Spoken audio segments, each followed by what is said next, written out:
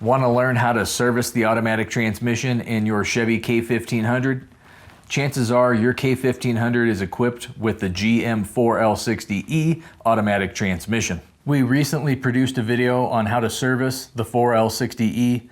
Some aspects of the job are pretty straightforward, while other aspects are not. In the video, I touch on some common pitfalls and how to navigate around them. Check out the video for free by visiting the Southpaw Autoworks YouTube channel. Links to both the channel and this video can be found in the video description down below.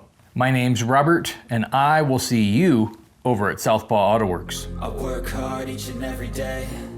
I get lost in the words I say. I don't push pause, no, I push play. I won't stop till I hear him say